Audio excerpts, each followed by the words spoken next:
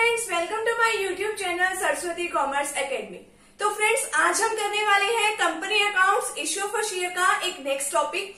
आज का जो हमारा टॉपिक है उसका नेम है प्रिलिमिनरी एक्सपेंसेस। कि क्या होती है प्रिलिमिनरी एक्सपेंसेस?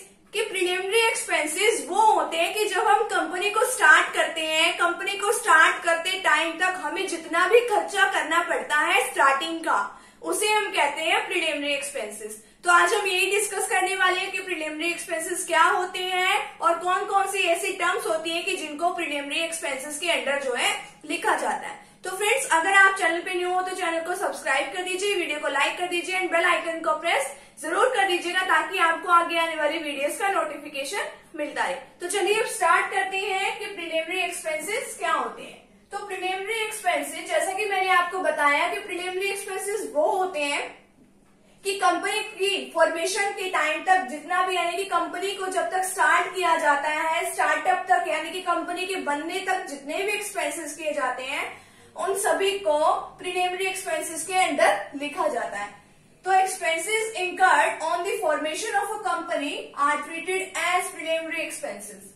एक्सपेंसेस इनकर्ड कि जो एक्सपेंसेस किए जाते हैं, कब किए जाते हैं? On the formation. फॉर्मेशन का मतलब कि जब बनता है कुछ, क्या बनता है? ऑफ अ कंपनी, यानी कि कंपनी के फॉर्मेशन के टाइम पे जो भी खर्चे किए जाते हैं उन सभी को किसके अंडर लिया जाता है? प्रिलिमिनरी एक्सपेंसेस के अंडर लिया जाता है। तब देखिए कि कौन कौन से ऐसी आइटम्स है कि जिनको हम प्रिलिमिनरी एक्सपेंसेस के अंडर लेते हैं। तो फर्स्ट है expenses incurred on the preparation, expenses incurred on the preparation and printing of various documents needed for the registration of A company. आपको पता होना चाहिए कि कंपनी को हमें क्या कराना पड़ता है? रजिस्टर कराना पड़ता है, उसका रजिस्ट्रेशन कराना पड़ता है।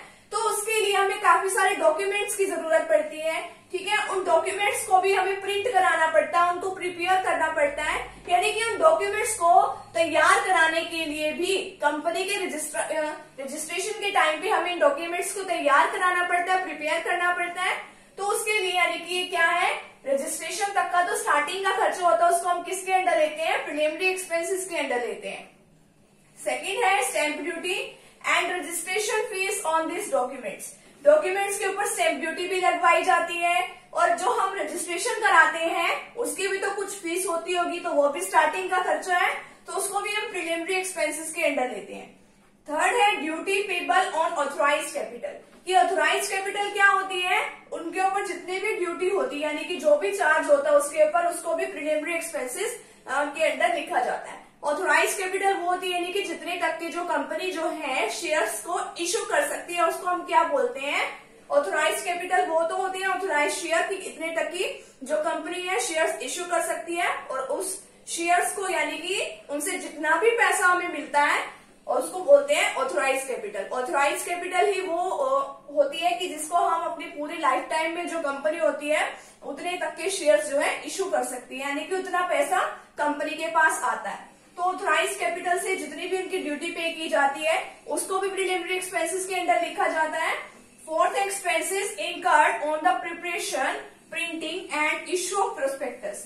प्रोस्पेक्टस क्या होता है कि प्रोस्पेक्टस के अंदर जितनी भी सारी बातें होती है वो हमें कंपनी से रिलेटेड लिखनी होती है। तो प्रोस्पेक्टस के अंदर कि हमें प्रोस्पेक्टस को तैयार कराना है, प्रोस्पेक्टस को देखो प्रिंट भी कराना पड़ेगा, प्रोस्पेक्टस को हमें इश्यू भी कराना पड़ेगा, उनको पब्लिक को डिस्ट्रीब्यूट भी करना पड़ेगा। तो उसके लिए भी क्या होते हैं, हमें एक्सपेंसेस करने पड़ते हैं, तो उसको प्रिलिमिनरी एक्सपेंसेस के अंडर हम लिखते हैं। प्रोस्पेक्टस आपको पता ही होगा, आपको स्कूल से भी काफी टाइप मतलब प्रोस्पेक्टस मिलते होंगे हर साल आपके एडमिशन के टाइम पे। तो उसमें आपके स्कूल की जैसे डिटेल लिखी होती है कि हमारे स्कूल में ये चीजें हैं, वो चीजें हैं, हमारे स्कूल के अंदर ये फैसिलिटी है। तो उसी तरीके से एक कंपनी भी एक प्रोस्पेक्टस इश्यू करती है जिसके अंदर कंपनी के सब कुछ लिखा होता है।